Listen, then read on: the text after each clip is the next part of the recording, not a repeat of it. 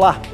Um país que tem uma dependência tão grande das exportações como o Brasil, chega a ser incompreensível que nossos portos não estejam à altura da demanda. As filas de caminhões se repetem a cada ano, enquanto os navios aguardam dias para entrar nos terminais. O maior porto da América Latina, Santos, está operando no limite da sua capacidade, com risco iminente de colapso, caso não sejam feitos grandes investimentos na estrutura de embarque e desembarque e nos acessos rodoviários e ferroviários. Essa edição do Matéria de Capa mostra um quadro do setor e das dificuldades de quem depende de exportar ou importar para desenvolver seus negócios. Fique com a gente!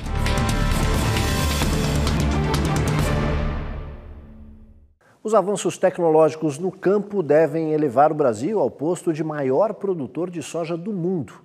Mas na contramão do desenvolvimento estão os corredores de transporte. O país perde, e muito, quando tenta levar essa produção até a mesa do consumidor estrangeiro. Prejuízo que se reflete também no bolso do brasileiro. 193 milhões de toneladas. É a maior safra de soja da história do Brasil. A previsão é que ela seja responsável por mais de 12% de todas as exportações este ano. Isso é, se ela não parar a caminho dos portos.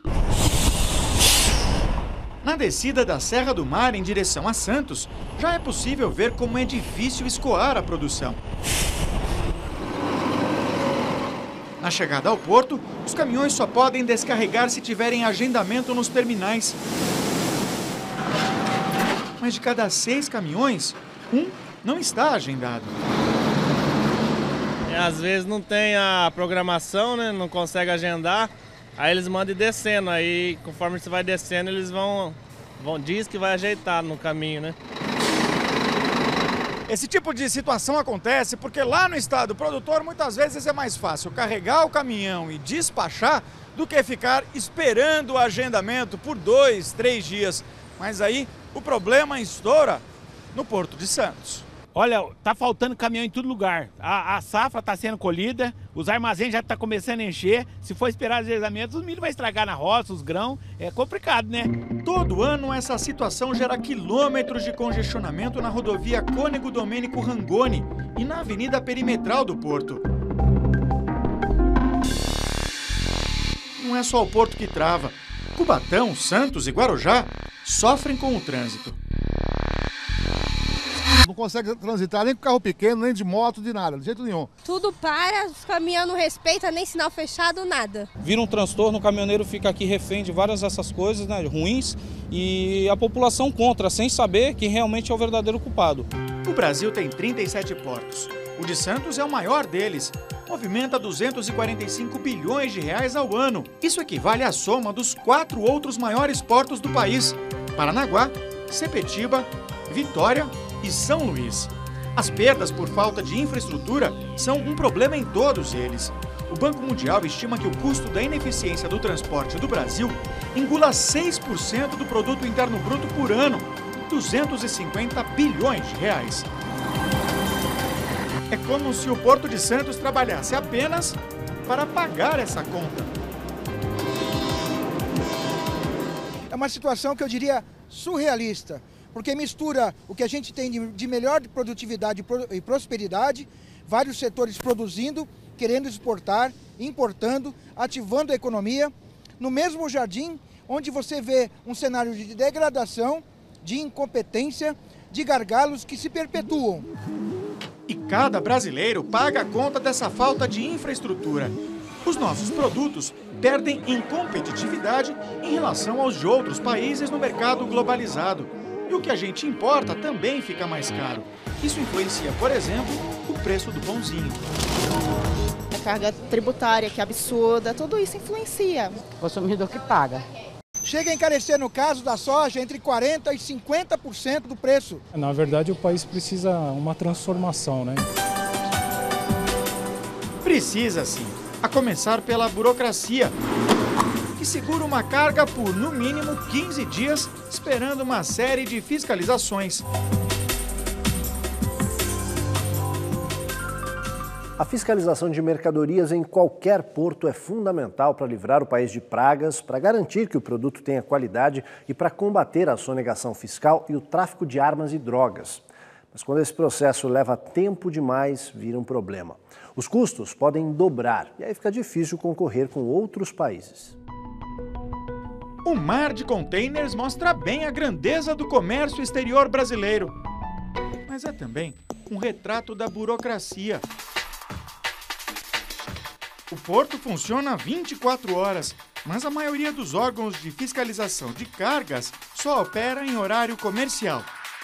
O navio chega de madrugada, sábado, domingo, feriado, Natal, Ano Novo, Semana Santa, Carnaval e tudo. 16 órgãos públicos de 10 ministérios diferentes atuam nos portos brasileiros. Passar pela bateria completa de fiscalização significa, no mínimo, 15 dias de espera. Existem muitos órgãos anuentes que, para diferentes cargas, devem emitir o seu laudo, a sua fiscalização. Só que falta, no Brasil, uma única entidade ser responsável por todo esse processo. Nem toda carga precisa passar por todos os órgãos, mas nenhuma escapa da Receita Federal. Um pente fino para evitar sonegação de impostos, contrabando, tráfico de drogas. Mas há apenas 239 funcionários no Porto de Santos, menos da metade do que a própria Receita considera ideal.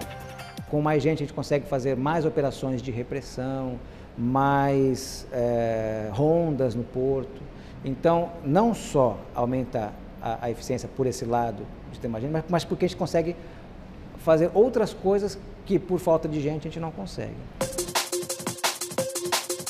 A dificuldade maior é na importação.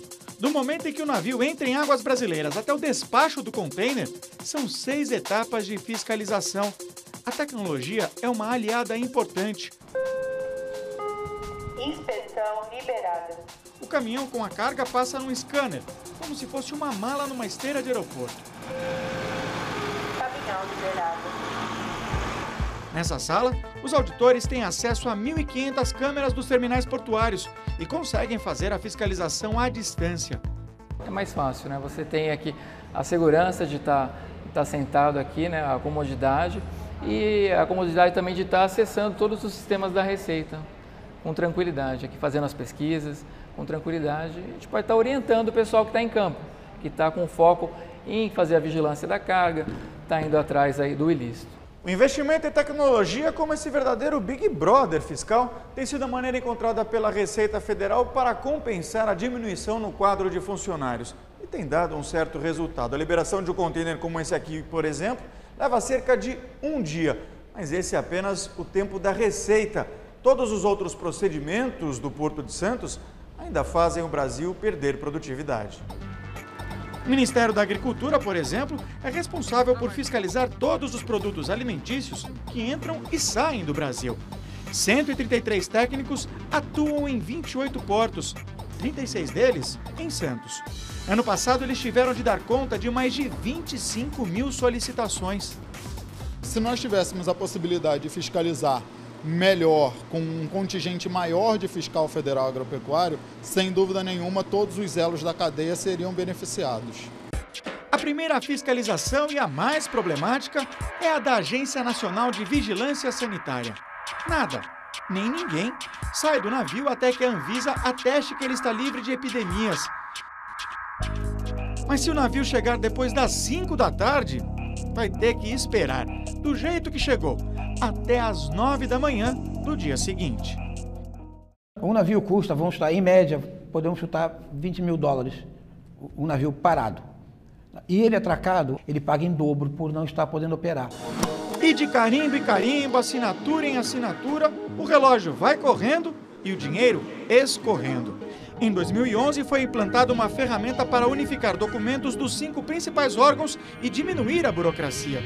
Mas, ironicamente, o porto sem papel não saiu do papel. Eu acho que a lição de casa do governo é esse, é olhar esses problemas para não prejudicar os investimentos que já estão colocados nos portos. Em instantes, entra ano, sai ano, continua o calvário dos motoristas que tentam chegar aos portos. E mais, apesar da grande dependência do setor, a infraestrutura portuária brasileira ainda tem muitos pontos a serem corrigidos. A gente volta já.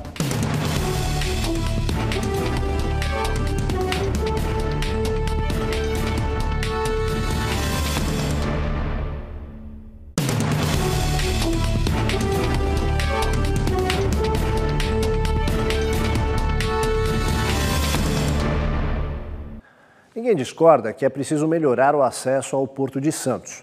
Existem vários projetos de infraestrutura para isso e até dinheiro garantido para as obras. Por que então será que entra ano, sai ano, as cargas continuam enfrentando um calvário para chegar aos terminais?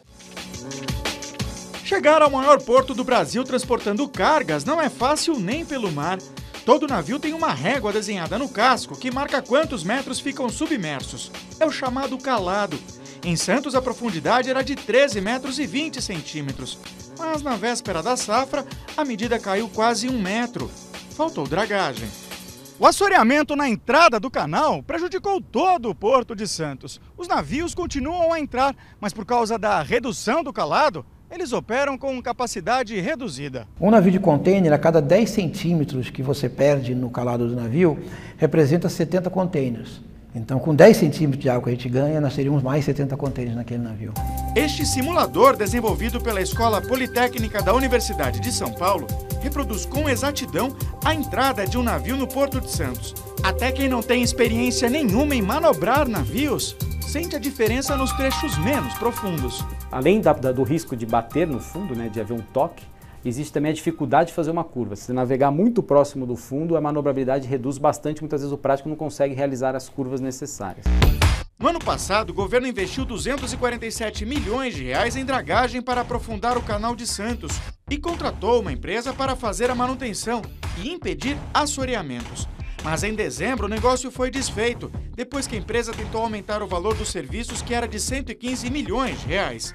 Agora, a Companhia Docas, responsável pelas obras, quer fazer uma nova licitação, incluindo os pontos onde os navios ancoram para descarregar as mercadorias. Tem para isso 550 milhões de reais para os próximos 3 anos. A nova obra pretende aumentar a profundidade do canal para 15 metros.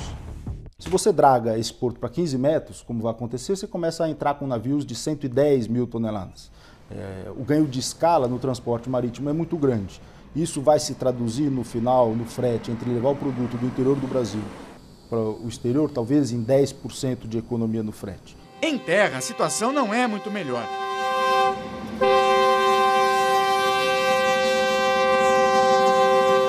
O trem buzina para não bater nos caminhões.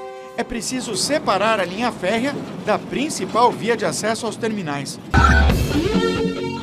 A solução apontada é um túnel para os caminhões, orçado em 400 milhões de reais. O chamado mergulhão está previsto há pelo menos 5 anos, mas até agora não saiu do papel. Enquanto o mergulhão não chega, o que se tem é o gargalão. Olha só a quantidade de caminhão que fica parado aqui esperando o trem passar. Esse tipo de situação aqui no Porto de Santos é muito comum e rouba tempo e dinheiro da economia brasileira. O governo federal promete aqui fazer o mergulhão, aqui tem tempo, né? Mas prometer, todo mundo promete e fazer. Quem vai fazer? Ninguém faz não, meu amigo. Aqui é tudo abandonado e não é hoje não. Se você vir daqui a 10 anos, vai ser do mesmo jeito. Não é por falta de projetos. Tem um para o acesso ao trecho mais ao fundo do porto, que inclui uma ponte sobre o rio Sabó, e outro para melhorar a avenida na altura da ponta da praia. Também não é por falta de dinheiro. O governo federal pretende investir mais de R$1 bilhão em obras para reforçar o cais, com recursos previstos no Plano de Aceleração do Crescimento, o PAC. Mais uma vez, a culpa pela demora é da burocracia. Ora, cada licitação demora 3 anos no Brasil, porque ela é impugnada, recolhe, altera o edital, depois entra outro. Então, o governo sabe o que precisa fazer, tem dinheiro para fazer, mas a estrutura de gestão, e isso muito preso à legislação, é travada. Com tantos problemas, até o presidente da Companhia Docas admite que ter um porto à altura da capacidade do país vai demorar. Eu acredito que é coisa para mais 10 anos. Porque hoje nós temos uma projeção de movimentação de carga de 230 milhões de toneladas por ano de 2024 e eu diria que nós vamos ter dificuldade em função do acesso ao porto.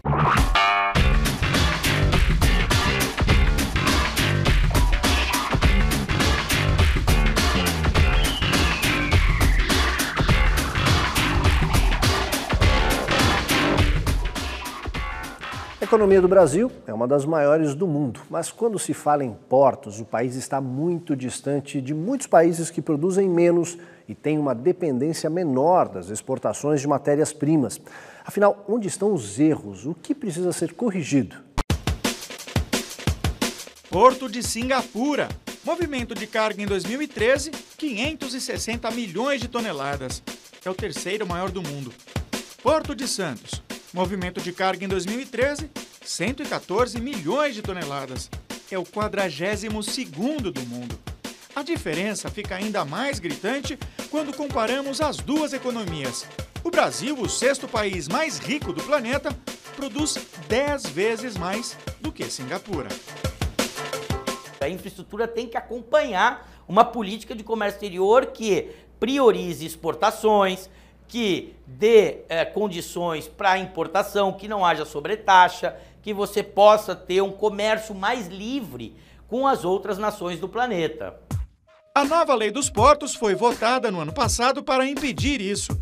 Diante da falta de eficiência do Estado, o jeito foi recorrer a um modelo utilizado apenas na Inglaterra e na Nova Zelândia. Eu vou fazer duas coisas. Vou fazer licitações de novos terminais nos portos existentes, vou renovar contratos exigindo investimento e vou permitir, outorgar autorizações para que a iniciativa privada faça portos privativos prestando um serviço público. O primeiro porto privativo do Brasil já está em operação no Guarujá. Da porta para dentro, ele não deixa nada a desejar a nenhum dos mais modernos do mundo. Nesse terminal nós temos a tecnologia mais avançada, os equipamentos mais avançados que temos hoje na atualidade, capazes de movimentar contêineres numa velocidade bastante alta, numa qualidade, numa produtividade bastante alta, inclusive de receber navios maiores do que hoje vem a Brasil, que hoje vem ao Porto de Santos. Mas da porta para fora falta integração.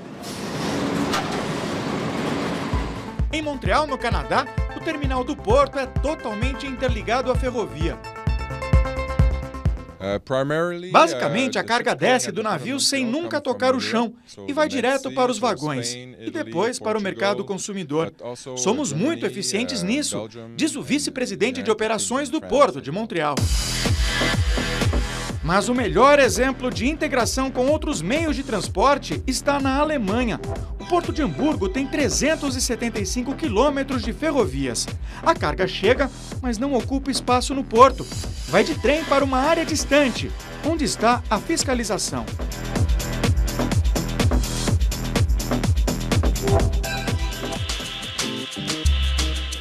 Essa é outra diferença entre os portos brasileiros e os mais modernos do mundo.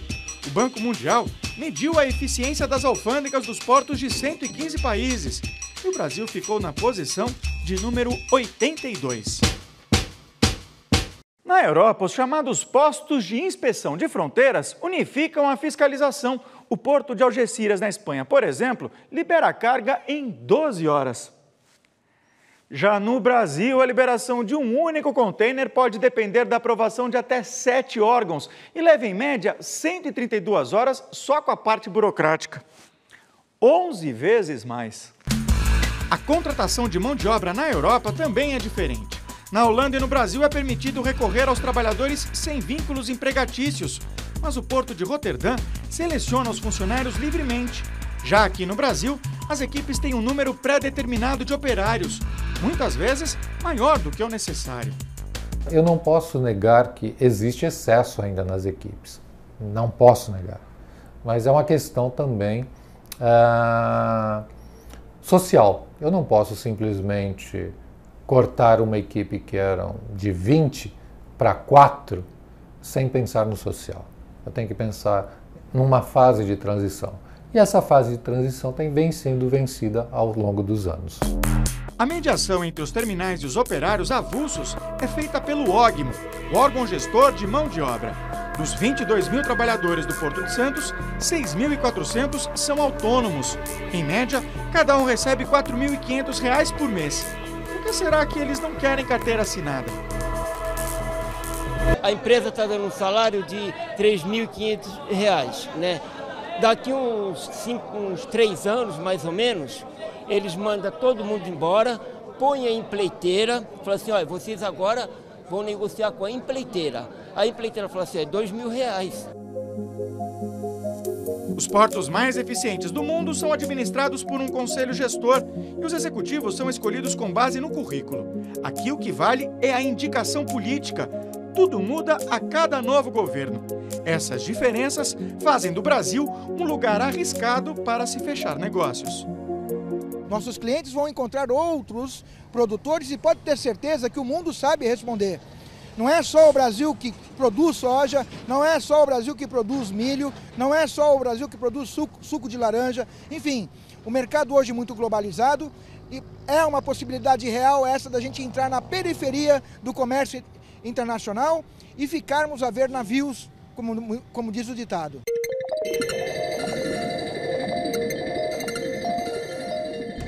Em instantes, não são apenas as grandes distâncias que os motoristas têm que vencer a cada dia. E mais, financiado pelo Brasil, o porto de Mariel, em Cuba, é muito mais moderno do que os portos brasileiros. A gente volta já.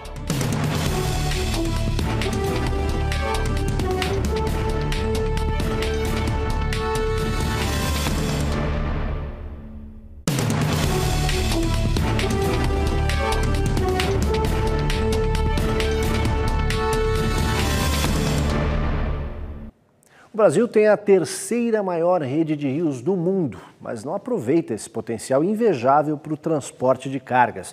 Não são apenas as longas distâncias que os caminhoneiros têm que vencer todos os dias. BR-163, Mato Grosso. 70% da produção agrícola do estado passam por esses buracos. Fica difícil não invadir a contramão. E quando existe, o acostamento vira uma faixa para os caminhões. Em Mato Grosso do Sul, nem parece que mudamos de estado. Estou com 2 pneus estourados ali do caminhão ali, o cidadão jogou fora ali da estrada ali, com a família aí, quase aconteceu um acidente aqui, chegando aqui, 10 quilômetros aqui. É a rota da soja, mas o que mais prosperam nas beiras das rodovias são as oficinas. Significa um risco de vida muito grande, né? A gente até pensa em desistir da profissão, porque é um trem muito perigoso. Aqui tem hora que a gente pensa em largar o caminhão e ir embora para casa. O rosário na boleia é para proteger Cleonei de outros perigos da estrada. Só no ano passado foram quase 8.000 assaltos a caminhoneiros em São Paulo. Muitos na Serra do Cafezal, na Regis Bittencourt. Nelson não passa mais por aqui à noite, depois que foi atacado.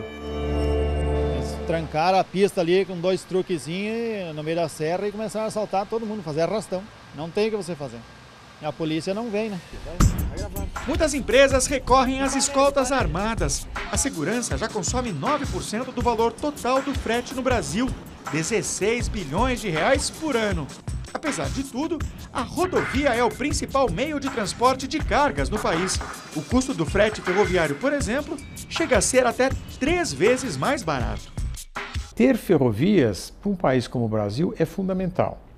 E se comparamos o Brasil com outros países de tamanhos e recursos similares, a nossa participação de ferrovias é muito menor que todos eles. Portanto, tem alguma coisa errada com a nossa matriz de transportes.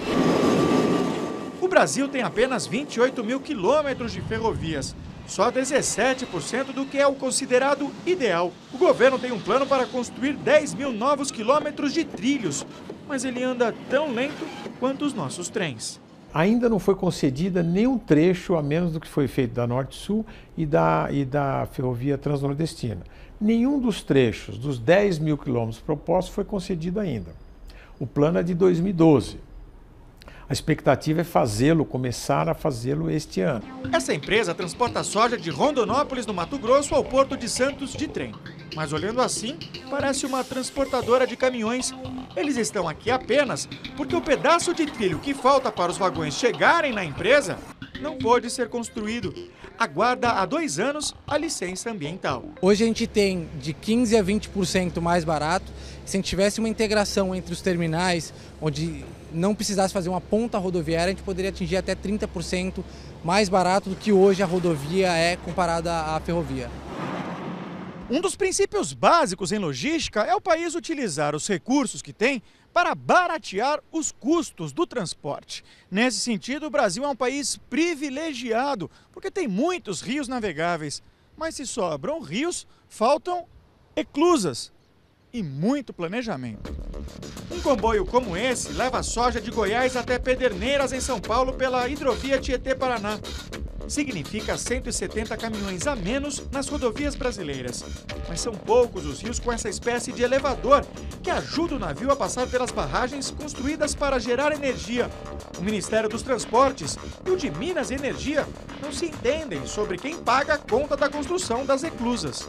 Quem vai pagar essa conta, se isso é distribuído de forma homogênea em toda a sociedade, se isso é pago pelo orçamento do setor de transporte, pelo orçamento do setor elétrico, pouco importa. O próprio cidadão que paga a conta de energia, o fato de ele não ter caminhão na estrada, o fato de ele não ter congestionamento na Marginal Tietê, isso tudo ajuda o cidadão.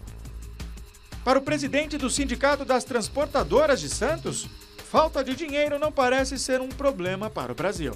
Foram financiados no Porto de Cuba 700 milhões de dólares. Nossa obra aqui é muito mais barata do que esses investimentos malucos que estamos fazendo no exterior, esses empréstimos que estamos dando para os outros. Por que não usamos isso no Brasil?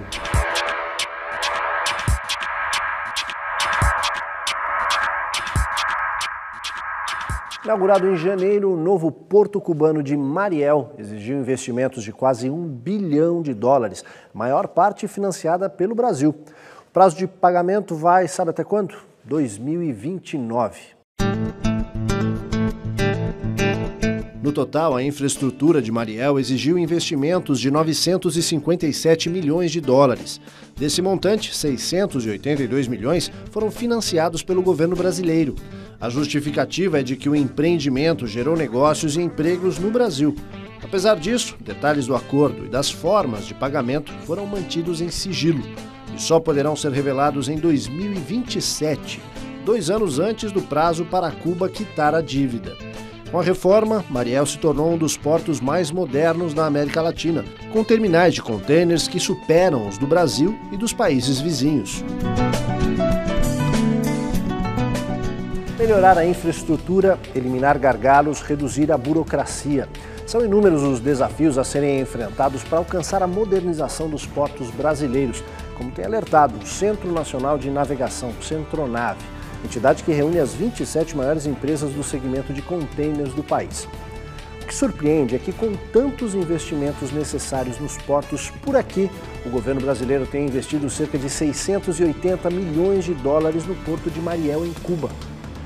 Apesar de todas as justificativas apresentadas pelo governo, quando se olha para as filas nos portos de Santos e Paranaguá, é preciso um certo esforço para acreditar nos argumentos oficiais. A Matéria de Capa fica por aqui, voltamos no próximo domingo às 7 da noite. Uma boa noite a todos e até lá.